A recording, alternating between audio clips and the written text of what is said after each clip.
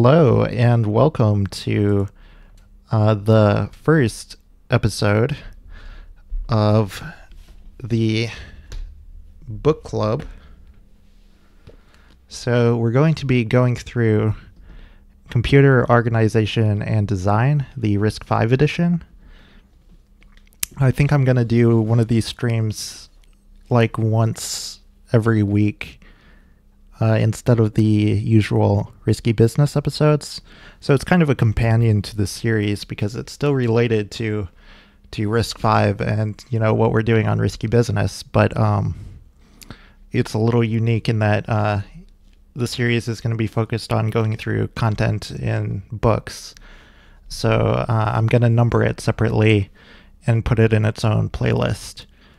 And then also, as you may know, I've been having networking troubles lately.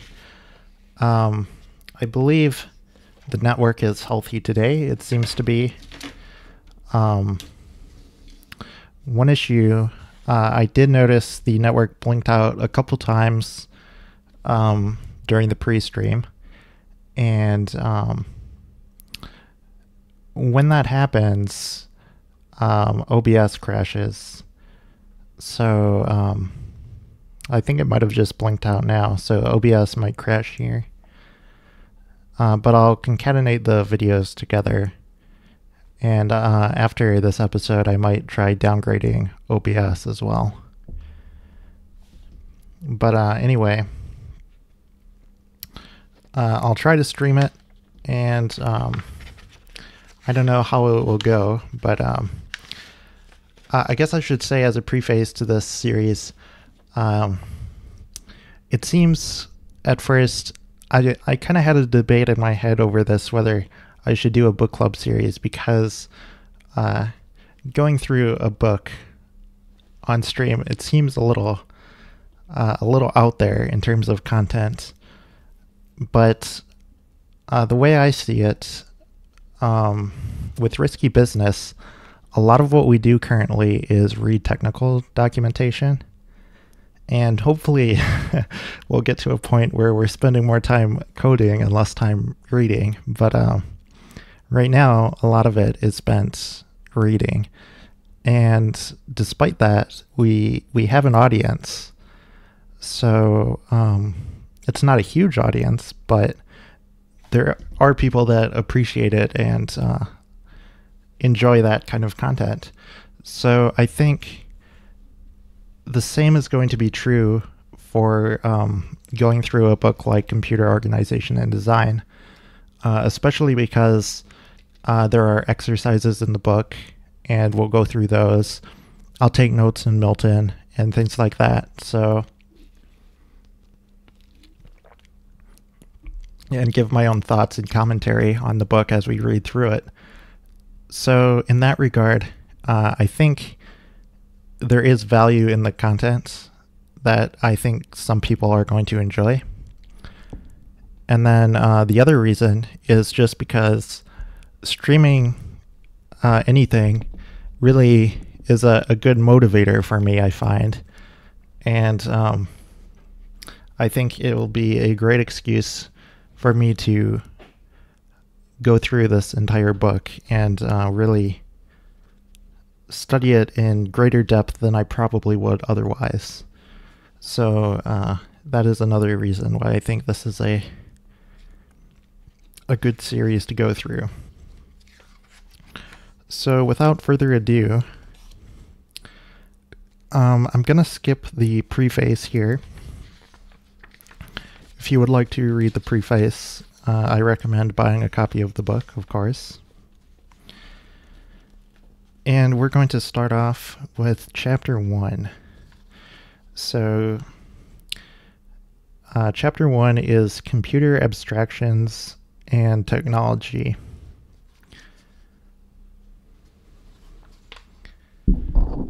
So let me get a comfortable reading position here.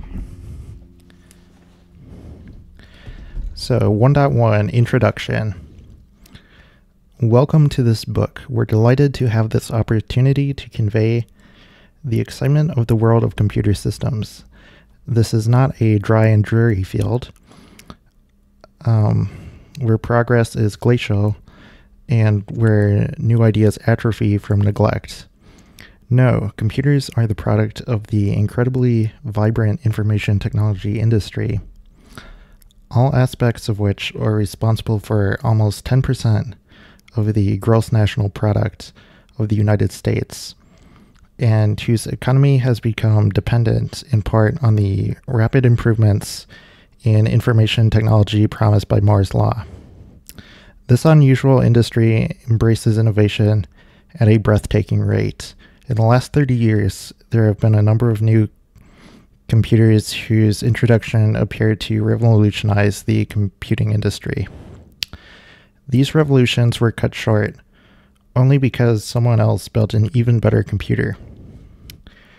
This race to innovate has led to unprecedented progress since the inception of electronic computing in the late 1940s. Had the transportation industry kept pace with the computer industry, for example, today we could travel from New York to London in a second for a penny. Take just a moment to contemplate how such an improvement would change society. Living in Tahiti while working in San Francisco, going to Moscow for an evening at the Bolshoi Ballet, and you can appreciate the implications of such a change.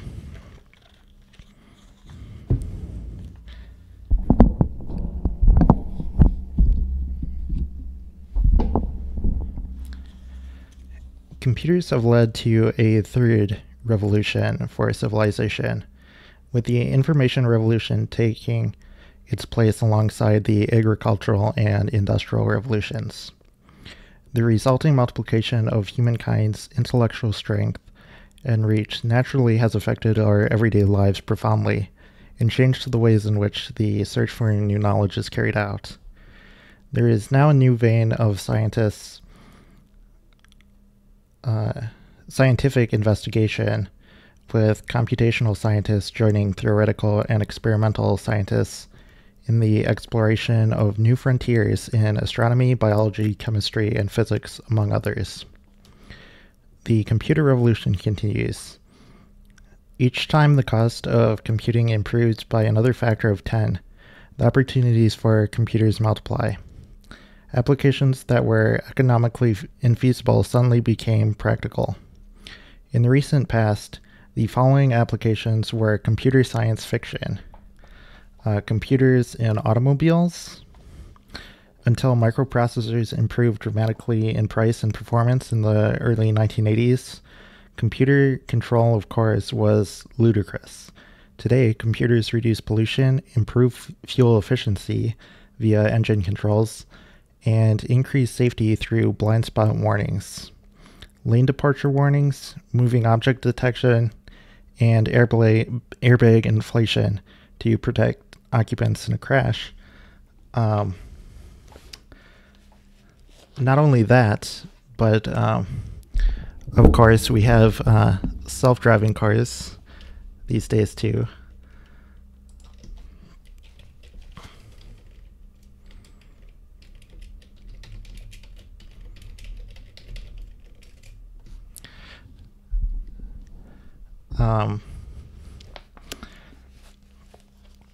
And I think that's really going to change things up a lot, which interestingly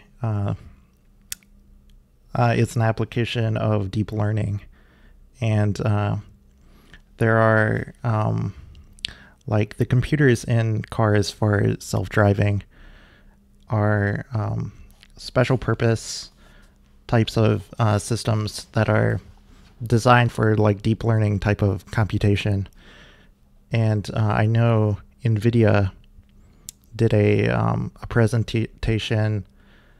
I don't remember if it was late last year or early this year. I think it was early this year that they revealed that they have a custom system for self-driving cars that they're working on. They've kind of rebranded themselves. They used to really be a company that focused on GPUs and the gaming market as a result of that. Whereas now, because their GPUs are being used extensively in deep learning, they've pretty much completely rebranded themselves as a company that's kind of pushing hardware for that type of field rather than gaming, which I find very, very interesting. But anyway, let's continue reading here. So, the next one is cell phones. Who would have dreamed that advances in computer systems would lead to more than half of the planet having mobile phones, allowing person-to-person communication to almost anyone, anywhere in the world? After that is Human Genome Project. The cost of computer equipment to map and analyze human DNA sequences was hundreds of millions of dollars. It's unlikely that anyone would have considered this project had the computer costs been 10 to 100 times higher, as they would have been 15 to 25 years earlier. Moreover, costs continue to drop. You will soon be able to acquire your own genome, allowing medical care to be tailored to you. Do they already do that? I think maybe, I mean, I know they do like DNA testing, like knowing like the percentages of your ancestry and things like that. I don't know if you can have your entire genome mapped yet. Maybe not. But I'm sure that's coming down the pipeline fast, if not. The next one is World Wide Web. Not in existence at the time of the first edition of this book, the web has transformed our society. For many, the web has replaced libraries and newspapers. That's a really interesting point that they make. I don't know when the first edition of this book was, but it's kind of amazing to think that the web in its entirety didn't exist, just a few decades back. It's really mind-blowing when you think about it. The next one is search engines. As the content of the web grew in size and in value, finding relevant information became increasingly important. Today, many people rely on search engines for such a large part of their lives, and it would be a hardship to go without them. That is definitely true. I rely quite a bit. I think even on Risky Business, we do a fair bit of Googling.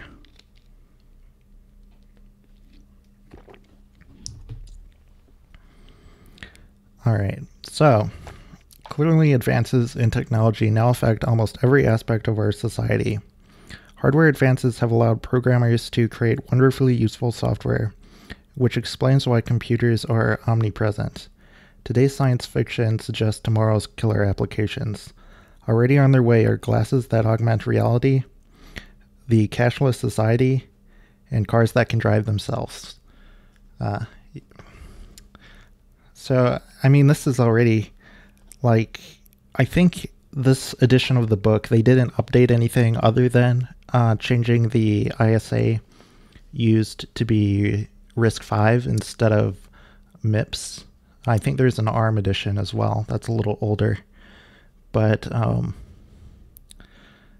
like they say, already on their way are glasses that augment reality. And, like Oculus Rift and the HTC Vive have been out for a while now. So that one is reality today. You can go out and buy one of those and have some fun in VR. Although I guess they're thinking more with augmented reality, like the Google Glass type of thing, which I guess didn't really take off, did it?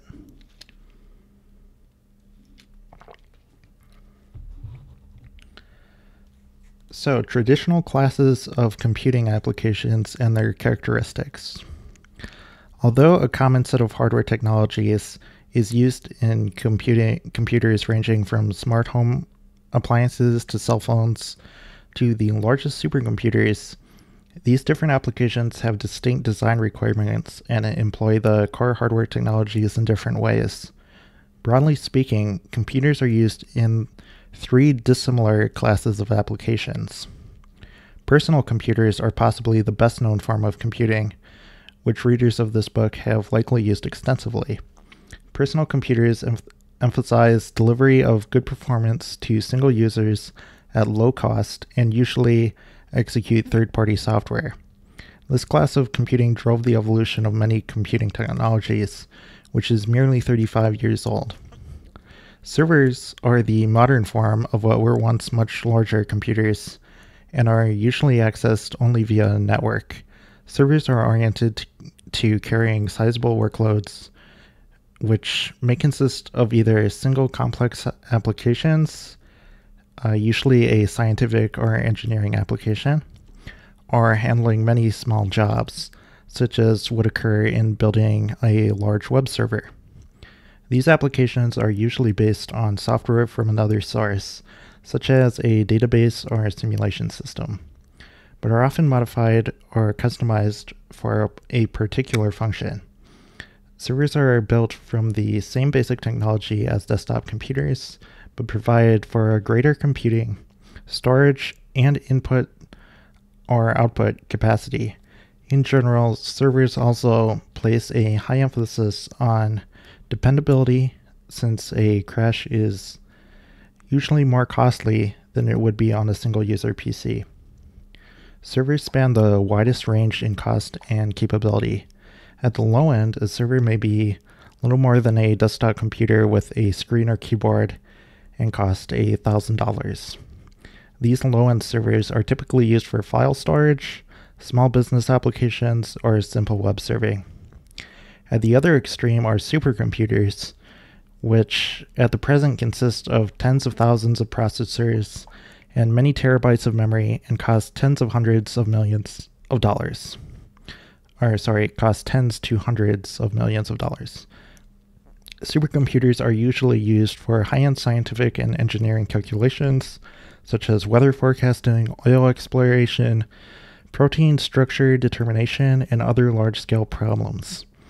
Although such supercomputers represent the peak of computing capability, they represent a relatively small fraction of the servers and thus a proportionally tiny fraction of the overall computer market in terms of total revenue.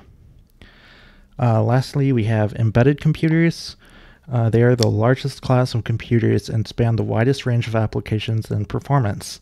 Embedded computers include the microprocessors found in your car, the computers in a television set, and the networks of processors that control a modern airplane or cargo ship. Embedded computing systems are designed to run one application or one set of related applications that are normally integrated with the hardware and delivered as a single system. Thus, despite the large number of embedded computers, most users never really see that they are using a computer. Isn't that just a wonderful bedtime tale there? Okay. So next up, we have a big chart here. Okay, so this is figure 1.1, and it's just the different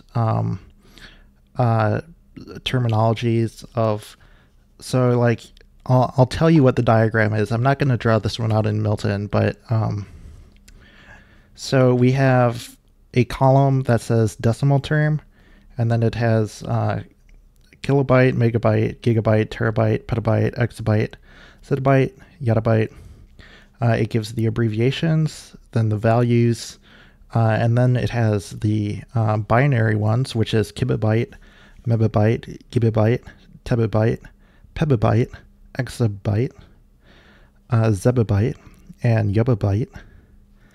And I think that's something that, I don't know how common it is that people know this, but it is standardized that the ones that are 2 to the power instead of 10 to the power of something, those are the kiba, meba, giba instead of kilo, mega, giga, right? It's the ones with the B's that we usually talk about when we're dealing with computers, like anytime we're thinking about memory, we're often talking about powers of 2. Like if I have 2, I say I have like 2 gigs of RAM, right? But it's not 2 gigabytes of RAM. It's 2 gigabytes of RAM, right?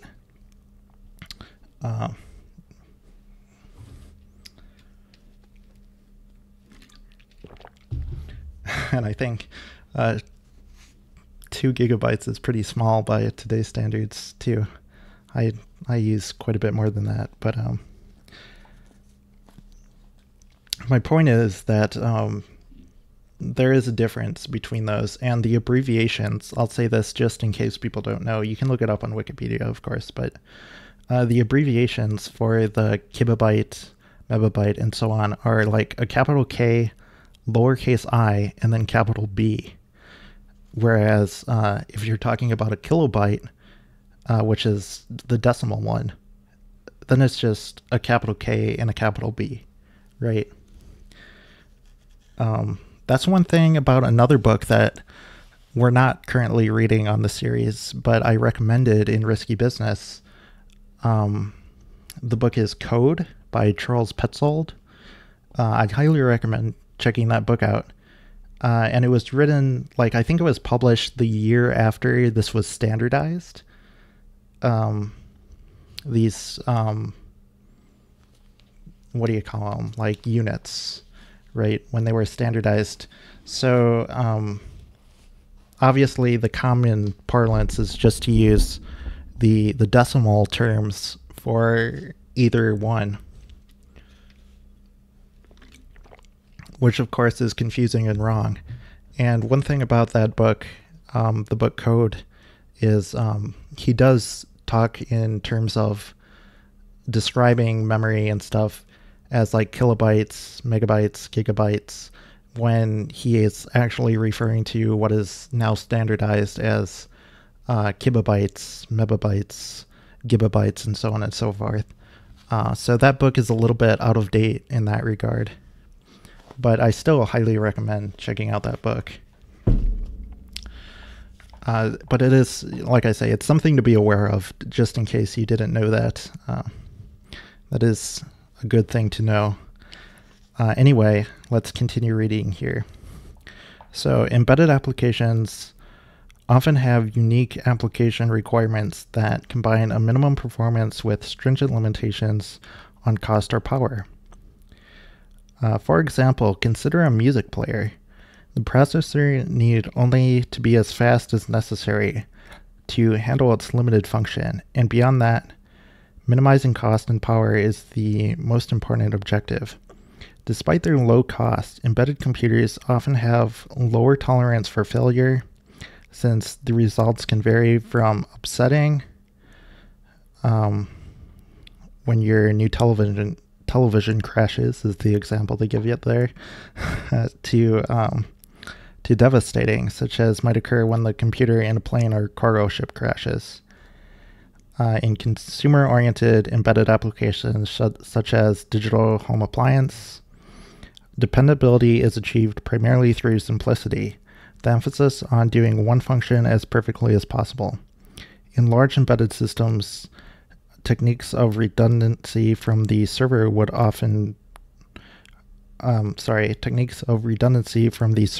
are often employed. Although this book focuses on general-purpose computers, most concepts apply directly or with slight modifications to embedded computers. That's one thing. They mentioned kind of the devastating impact that computing can have when it's something that's like mission critical, right? That reminds me, Abner from the handmade-network works at NASA. And so he's kind of living in that world of dealing with those kinds of issues. It seems like a very interesting aspect of computing to be involved in, but at the same time, I imagine it's incredibly stressful. So I don't know if that would be for me, but Anyway, let's continue here. So it gives an elaboration. Okay, no, this is just saying that they have elaborations, so you may skip them. It does say here that many embedded processors are designed using processor cores, a version of a processor written in a hardware description language. We learned about that on Risky Business a little bit, right? With the SiFive One and all their stuff being open, and the hardware is actually written in these hardware description languages. And was it SiFive that actually made the one they use? They have their own custom one that uses Scala. I think it was called Chisel or something like that.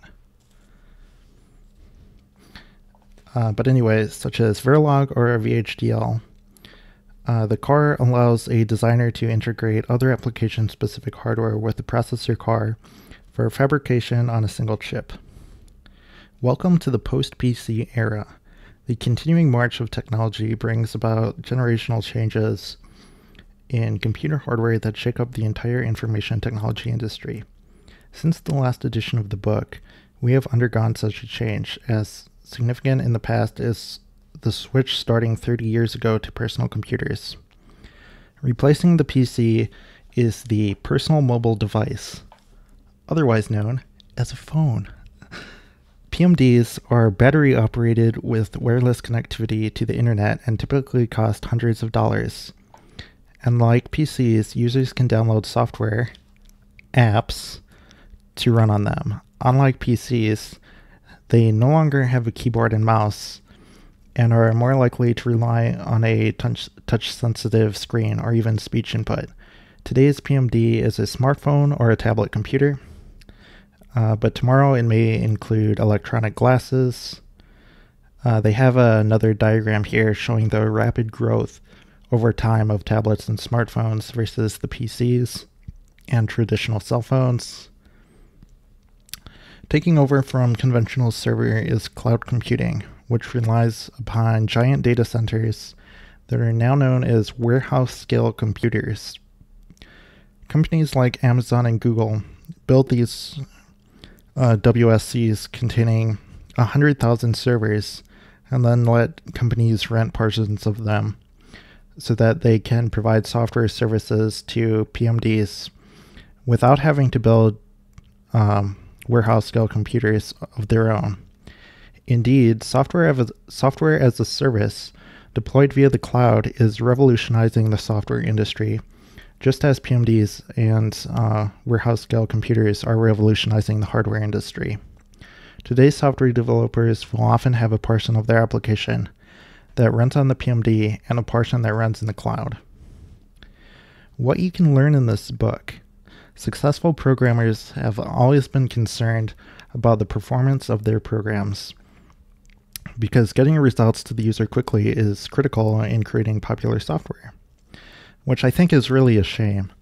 That's kind of one of the things that I really love about Risky Business is we don't, push time to market. It's not like a startup where you're, just piling JavaScript frameworks together,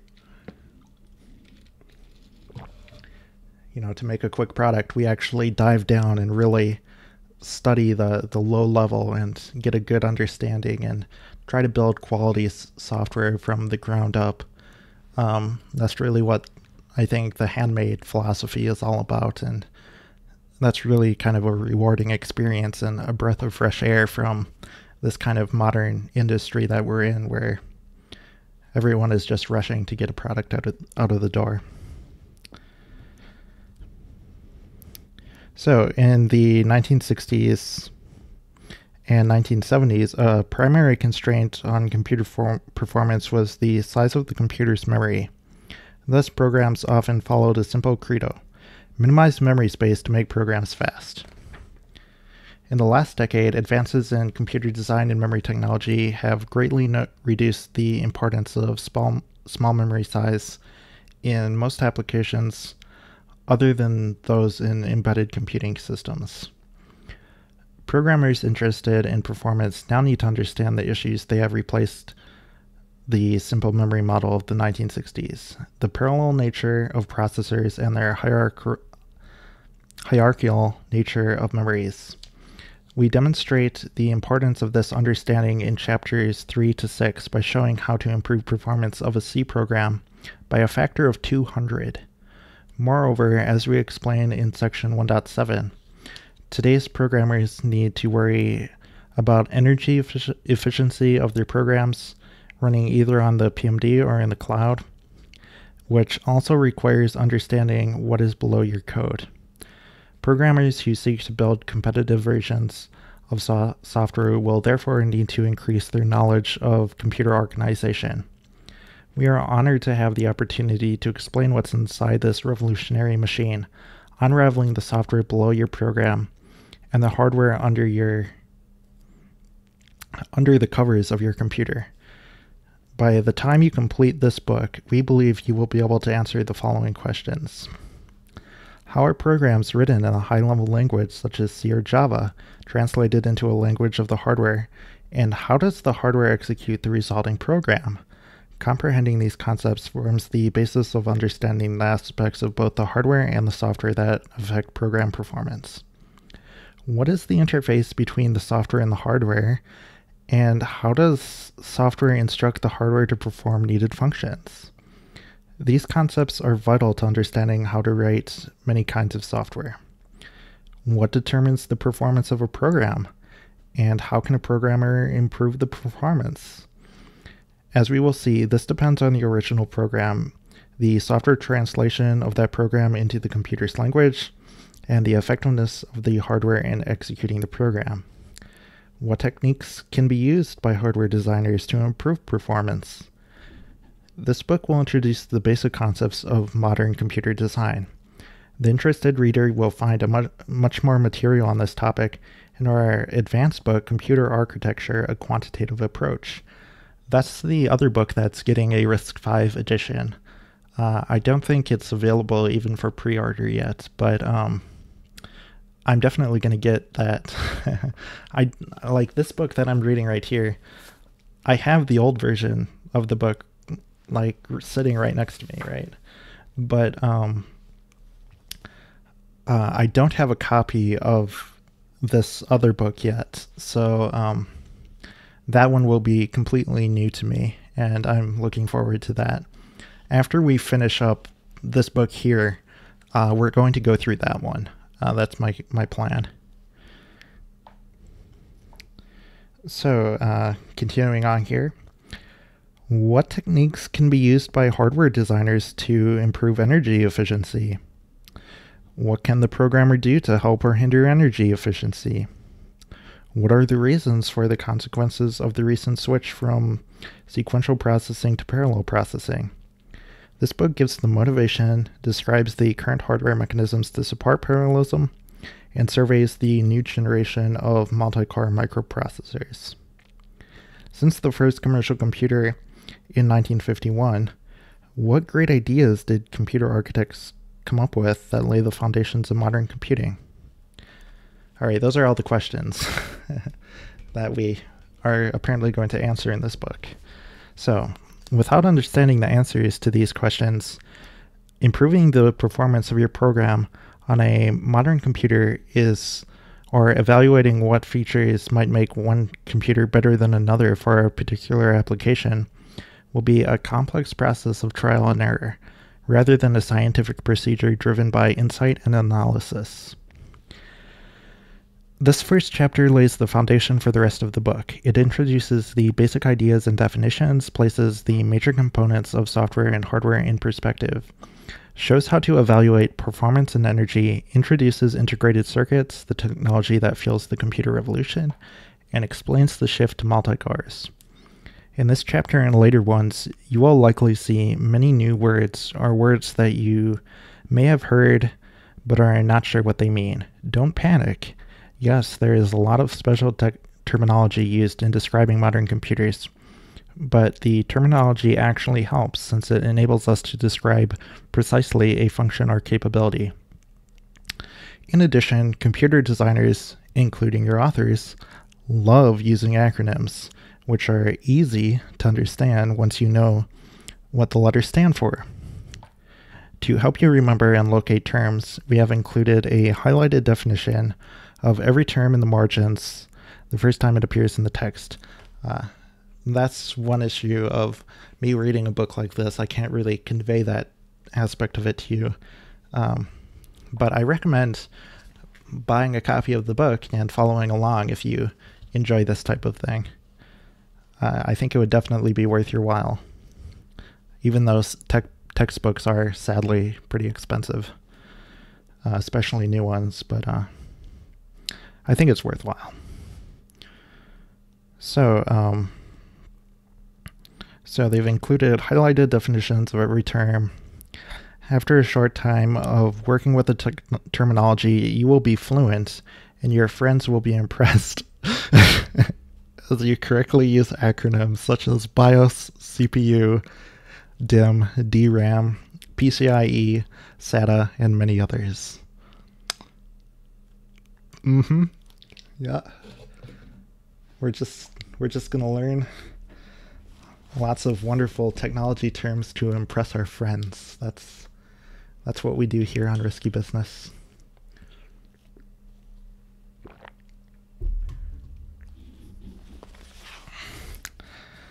Okay, so to reinforce how the software and hardware systems used to run a program will affect performance, we use a special section, Understanding Program Performance, throughout the book to summarize important insights into program performance. The first one appears below. Okay, so here is a Understanding Program Performance section. The performance of a program depends on a combination of the effectiveness of the algorithms used in the program, the software systems used to create and translate the program into machine instructions, and the effectiveness of the computer in executing those instructions, which may include input and output operations. This table summarizes how the hardware and software affect performance. Okay, so we've got a table here. I'll describe it to you briefly. So there's a column that says hardware or software component. Then there is how this component affects performance. And then there is where is this topic covered? So algorithm. It determines both the number of source level statements and the number of I/O operations executed. Where is this topic covered? Other books. Programming language, compiler, and architecture. This determines the number of computer instructions for each source level statement, and we're going to cover it in chapters 2 and 3. Then we have processor and memory system. Determines how fast instructions can be executed, covered in chapters 4, 5, and 6. After that, we have I/O system, hardware and operating system. Determines how fast I/O operations may be executed, which is covered in chapters 4, 5, and 6. All right. Speaking of programming language, compiler, and architecture, another book I have that we might want to read on the series at some point is the LCC book. It's a compiler, a C compiler that's written in literate programming style, like Donald Knuth's literate programming idea.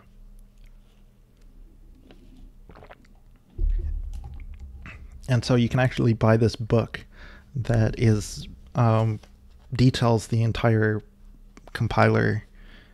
And it's very cool. And I believe I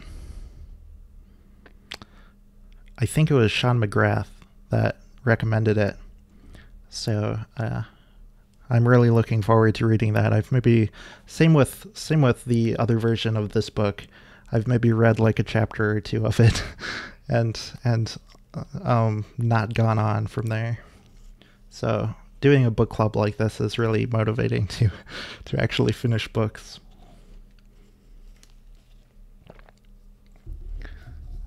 Let's continue here. To demonstrate the impact of the ideas in this book, as mentioned above, we improve the performance of a C program that multiplies a matrix times a vector in a sequence of chapters. Each step leverages understanding how the underlying hardware really works in a modern microprocessor to improve performance by a factor of 200. In the category of data level parallelism in Chapter 3, we use subword parallelism via C intrinsics to increase performance by a factor of 3.8. In the category of instruction level parallelism in Chapter 4, we use loop unrolling to exploit multiple instruction issue and out-of-order execution hardware to increase performance by another factor of 2.3. In the category of memory hierarchy optimization in Chapter 5, we use cache blocking to increase performance on large matrices by another factor of 2 to 2.5. In the category of thread level parallelism, in Chapter 6, we use parallel for loops in OpenMP to exploit multi-core hardware to increase performance by another factor of 4 to 14. Next, we have a check yourself section. So these are designed to help readers assess whether they comprehend the major concepts introduced in a chapter. So I think this is the exercises that are in the book. Some check yourself questions have simple answers. Others are for a discussion among a group. That's kind of the perfect, if you're not, going to college and taking a course with this book, a book club like this is the perfect setting for that, I think. Where if people tune in on Twitch, we're able to discuss these things live, and of course it can be discussed in the YouTube comment section as well. Or on the forums, either the handmade forums for RISC-V, which is at risky.handmade.network, or I suppose you could discuss these things at a place like the SiFive Forums as well. So, check yourself questions appear only at the end of a section, making it easy to skip them. But we're going to go through them, of course. So here are a few questions, I guess. The number of embedded processors sold every year greatly outnumbers the number of PC and even post-PC processors. Can you confirm or deny this insight based on your own experience? Try to count the number of embedded processors in your home. How does it compare with the number of conventional computers in your home? Well, that's pretty straightforward. I mean, I don't think I can even begin to count the number of embedded processors that are in everything in my home. They're everywhere these days. From your microwave to everything.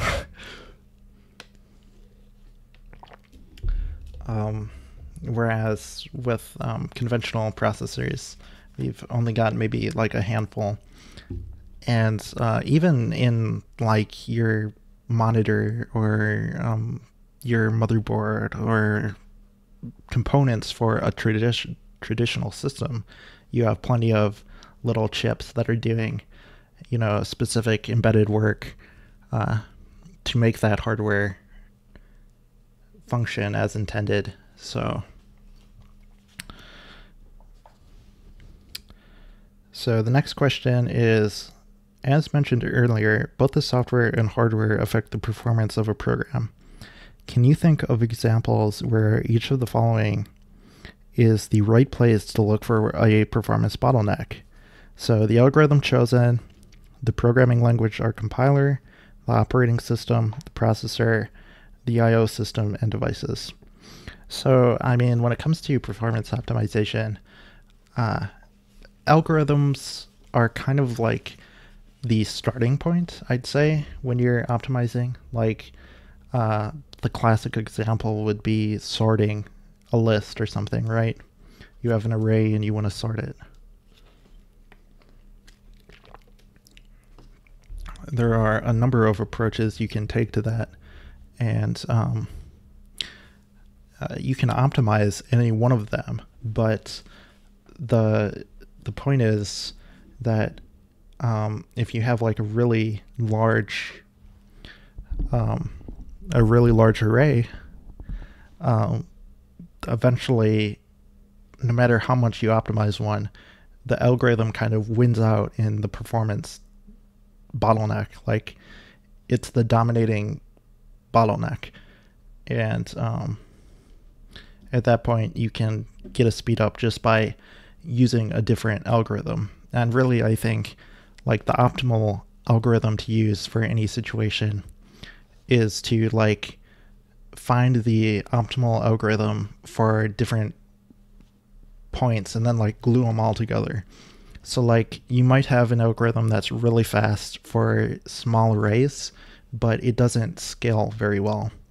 And you might have another algorithm that's really efficient for really large arrays, but it has overhead.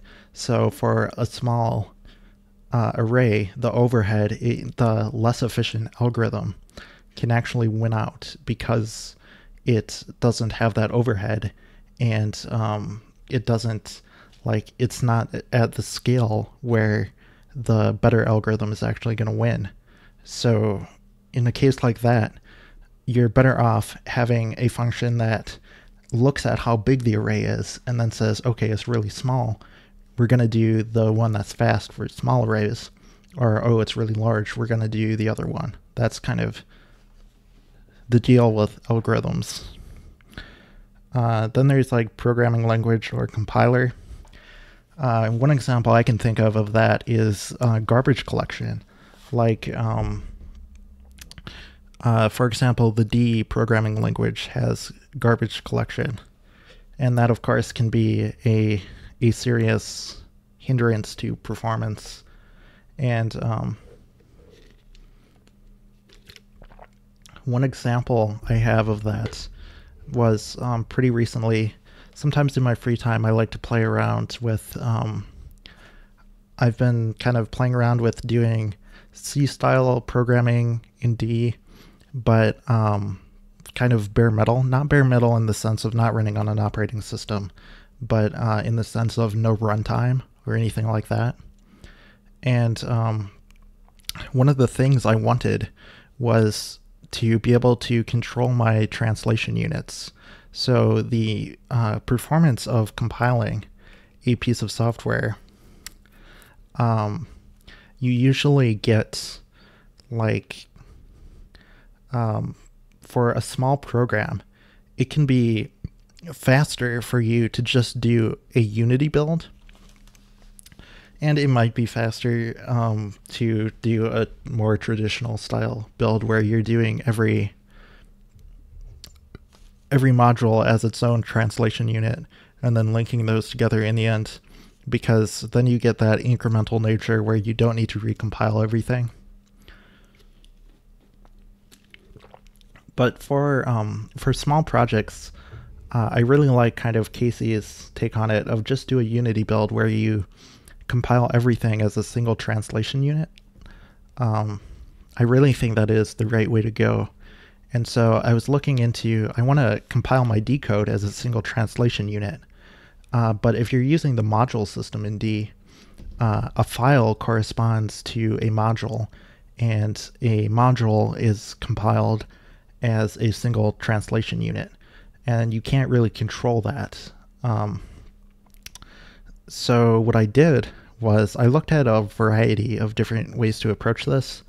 One thing you can do is use, the first thing I tried was mixins. So you can do an import statement that takes the contents of a file and turns it into a string at compile time.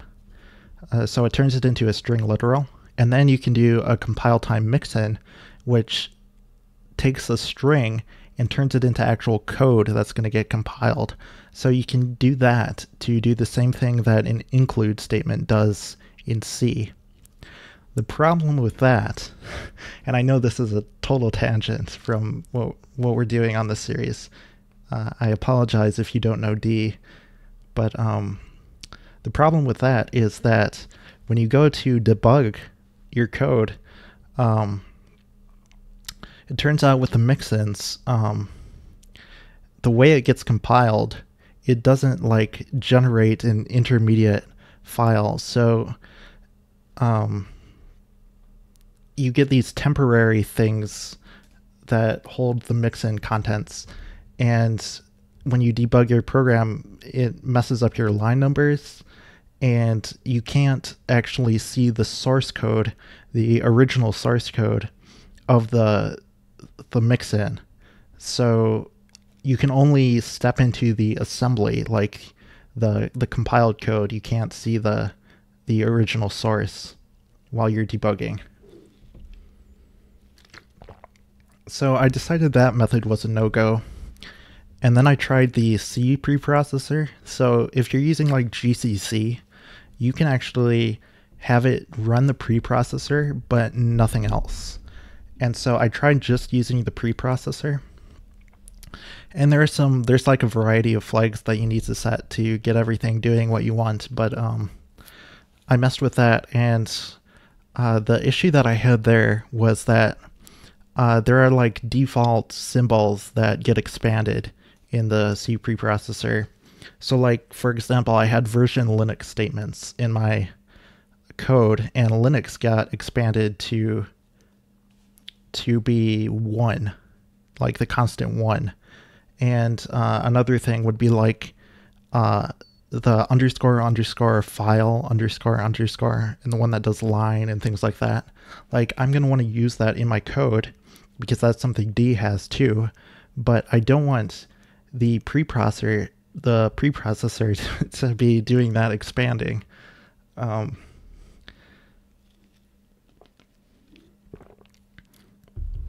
So I decided the C preprocessor was out, and I went with the method I went with was writing a little preprocessor myself.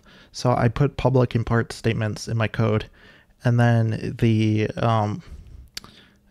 my custom preprocessor just goes over the code and expands those out and generates a temporary D file that's all the code expanded into a single file, and then that gets passed to the compiler. So you end up getting a single translation unit that way. And that's another thing that this makes me think of was, like I said, with garbage collection being a potential bottleneck in terms of a language, I found in my program, in my preprocessor, like I'm just messing with like a Hello World program, so it's probably not a good performance example, but I found that preprocessing that code, I could get like a 2x speed up by just disabling the GC. So it just, like, when you do gc.disable in D, it just tells the GC not to collect. So you're still using like the garbage collected memory, but it just never does a collection. And that actually would sometimes give me a speed up of like 2 times or something. Or maybe it was even bigger. I don't know. It was like a notable speed up just by doing that.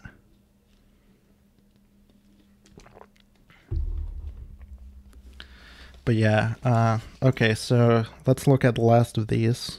So operating system, processor, and I/O system and devices. Let's do processor, processor, because that's one that I can think of right away, is SIMD. If you do like SSE instructions on an x86 processor, or the vector extensions, which I believe are in the process of being standardized for RISC-V. So that's very exciting. I'm really looking forward to that. Vector extensions are obviously one of the big ways you get speed ups on a processor level. And that's something that's really great for when you have data parallel workloads. And similarly, like when you have a problem that's data parallel, like here's an example from my work. In the past, I had like working with color spaces, doing some computations with that, and having like a geotiff file that's, you know, many gigabytes, this huge image, and we want to do some computations that need the color data in that geotiff in a different color space, so like the LAB color space. And converting something like an image to a different color space, that's a data parallel problem, right? Like you can do every pixel without depending on anything else. So that can be totally parallel. And that was a case where I ended up actually using OpenCL so that you can run it on the GPU and get massive speedups that way. And then OpenCL is all about heterogeneous computing, so you can run it on the CPU too. It's not just GPU. Like you could just write like a shader for like OpenGL or Vulkan or whatever, right? To run it on the GPU. But with OpenCL, the idea is you can also run it on a CPU. So that's kind of interesting. And I think if you run it on the CPU, it'll take advantage of stuff like SIMD, which is pretty cool. But I've heard that it's maybe not very good for running on CPU. I had good results on it for running it on a CPU at my work because there was a MacBook, or not a MacBook, a Mac Tower, and it had a terrible GPU, but it had this like Xenon like server processor, and I got really good results on that. But apparently I've heard that it's basically like a GPU that acts like a CPU, those types of processors. So it might not be representative. I don't know.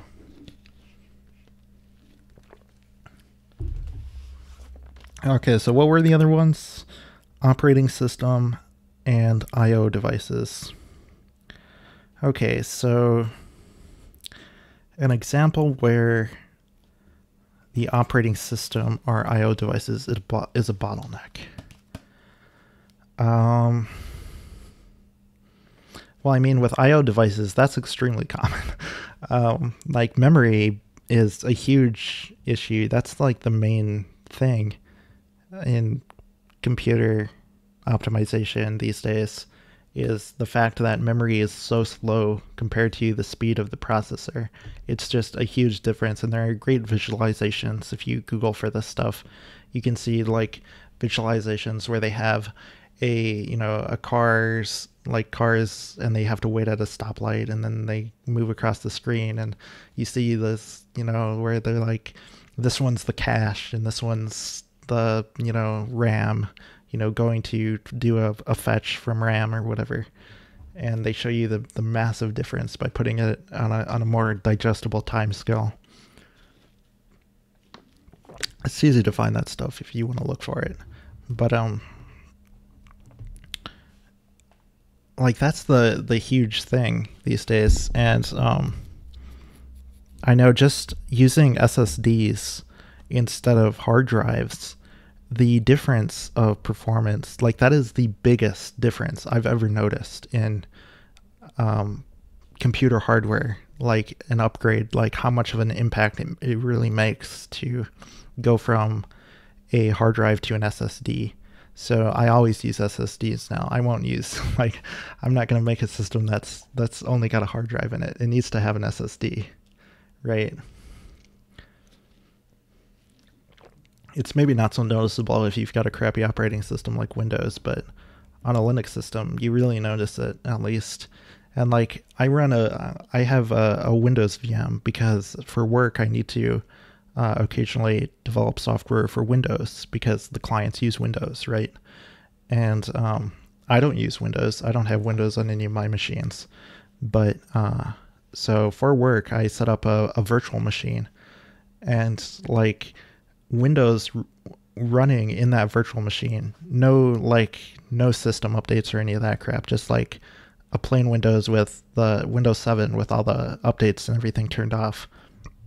That thing gets performance that's very usable. Like if you like open up a text editor and type in it, maybe it'll lag a little bit, but for the most part it's like it runs like it's native. It's really fast, and that's because of the SSD. Like my advice to you, if you want to do an upgrade on your computer, if you don't have an SSD, get an SSD. That's the big thing. Another thing, we have operating system. So this is the last one. Think of a place where the operating system is a bottleneck. Well, I mean, kernel switching can be expensive, and minimizing your syscalls can be something where can be a performance win, because the mode switching to kernel mode can actually be rather expensive. I guess another example is real-time stuff, where, like, for example, with Jack and the audio stuff for the streaming, you need like real-time audio. That's kind of what it's made for, rather than allowing more latency there. And that's a whole thing. I don't know the details of any of that, but that's definitely a case where the kernel can actually be a bottleneck, and you can use like custom kernel flags and set stuff to optimize for that. So those are my examples. And with that, I believe we are out of time for today. So we read through the entirety of 1.1, and next week we'll take on 1.2. So thank you everyone who tuned in today, and luckily OBS didn't crash this time. And thank you everyone who watches on the YouTube archive, which is available at risky.tv. These new book club series will be available on risky.tv. They're going to have their own playlist. I'm going to call them like book club. And so like today's episode is episode 1 of the book club, but it's kind of a companion to Risky Business. They're really part of the same thing. It's just that I'm putting all the book reading in its own playlist, in case you're not interested in that. And then you can follow me at HMN_risky to get updates about the series, both the normal Risky Business and of course the book club. I'll try to do tweets from now on saying when a book club episode is going to be in the week, rather than just having to tune in and find out like today. But yeah, that's everything. So I will see you next time, and stay risky, everyone.